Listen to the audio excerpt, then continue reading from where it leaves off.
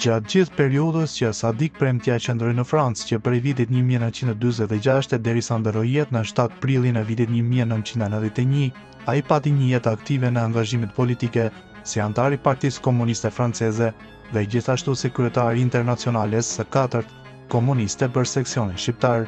Si rezultat i kësaj, ai her pas here botonte dhe artikuj të ndryshëm në revistën Le Drapeu du Socialism që nxirrte Internacionalja e 4 dhe në të dy numrat e kësaj reviste të vitit 1988, redaksia e saj ka botuar kujtimet e Sadik Premtes me titullin Enver Hoxha, një shitës duani dhe nën titullin Kujtimet e Sadik Premtes, një komunisti shqiptar.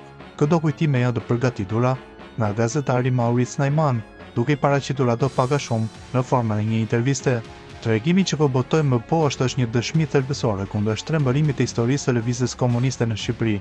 Shoku ynë Sadik Premtja tregon se çfarë ndodhte se si në vitin 1941, gjatë luftës antifashiste nacionale çlirimtare, u krijua Partia Komuniste Shqiptare, një prej themeluesve të së cilës ishte ai vetë, dhe se si që prej fillimit kjo lëvizje ishte pre e gangrenës staliniste, gjë që i dha mundësi shitësit të Duanit dhe Enver Hoxha të shtinte në dorë pushtetin. Grupi komunistëve shqiptar, të cilit i përkiste Anastas Lulo, ishte formuar në Moskë në 1928 dhe ishte njohur nga Internacionalja Komuniste, quhej grupi Korçës, nga emri i qytetit ku ishte vendosur. Enver Hoxha së kohë ishte një shitës duani dhe ishte një nga drejtuesit e tij. Anastasi më shpjegonte marksizmin, mënyrat e shfrytëzimit të shoqërisë, luftën e klasave, karakteristikat e feudalizmit. Ai më fliste shumë për Bashkimin Sovjetik, për revolucionin e tetorit. Ne filluan të rekrutojnë disa studentë, gjimnazistë, bile dhe vajza nga Instituti i Femrave i Tiranës. Shpejt ne u shtuam dhe na u ndam në celula, në fillim me 3 e më pas me 5 veta. Veprimtaria jonë përqendrohej në problemet e formimit dhe të edukimit politik. Ne botonim libra, duke përkthyer në shqip veprat kryesore të Marksit, Engelsit, Leninit dhe bile të Trotskit. Nga ky i fundit kemi botuar dhe disa shkrinja me karakter ushtarak, pa e ditur në fakt se ato ishin ndaluar. Deri në vitin 1939 ne nuk kishim lidhje me grupet e tjera komuniste, as në një veprimtari të vërtet politike. Pushtimi i Shqipërisë nga Italia fashiste më 7 prill 1939 ndryshoi situatën.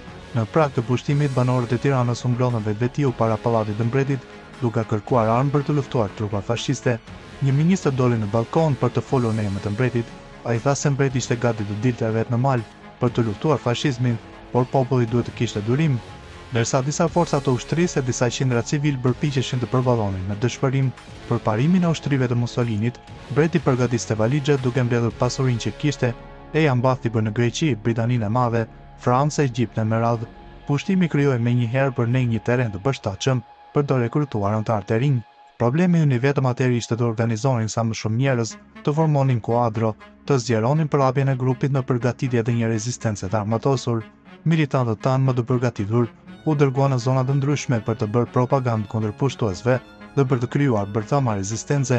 Më kujtohet që gjatë këtyre muajve të kem kaluar në këmbë të gjithë fshatrat e rrethit të Vlorës, kur mbërrita në një fshat kërkova së pari të takoj kryeplakun e fshatit, të cilit i shpjegova gjendjen dhe i kërkova të thërriste në mbledhje banorët. Kur njerëzit u mblodhan, mora fjalën duke dënuar pushtimin fashist dhe duke bërë thirrje për rezistencë kombëtare. Në fund të mbledhjes zgjodhëm një këshill të çlirimin kombëtar, i cili ndër të tjera kishte për detyrë të rekrutonte të rinj më luftarake të gatshëm për të rrokur armët, por gjithë kjo veprimtari rëndohej nga ndarja e grupeve komuniste. Ne kishim disa kontakte me njëri tjetrin dhe her pas here botonim së bashku trakte dhe proklamata. Pas hyrjes në luftë të Bashkimit Sovjetik në qershor të vitit 1941, ne na shkuan kot përpjekjet për afrimin e grupit të rinjve me ato të Shkodrës dhe të Korçës për themelimin e një partie komuniste të unifikuar. Atëherë përmes disa shokëve tanë që banonin në Kosovë, provincë shqiptare e Jugosllavisë, kërkuam arbitrazhin e komunistëve jugoslav. Në atë kohë njoha me Enver Hoxhën. Në atë periudhë ai ishte të rreth 35 vjeç dhe njihej fare pak. Ishte një drejtues i kategorisë të 3 apo të 4, ishte shumë i fryr, hiqej si intelektual, është e vërtet që kishte studiuar në Universitetin e Montpellier në Francë. Ca thon për drejtësi e ca për letërsi, pasi kishte mbaruar liceun francez në Korçë. Babai i tij ishte një tregtar i pasur nga Gjirokastra. Sipas legjendës, ai u hodh në luftë në moshë fare të re dhe pasi kreu shkëlqyer shumë studime në Francë, u kthye në Tiranë për të marrë drejtimin e luftës antifashiste nacionale çlirimtare. Në të vërtetë ai nuk mori dot provime në Francë dhe u mor në punë në legatën e mbretit Zoll në Bruksel.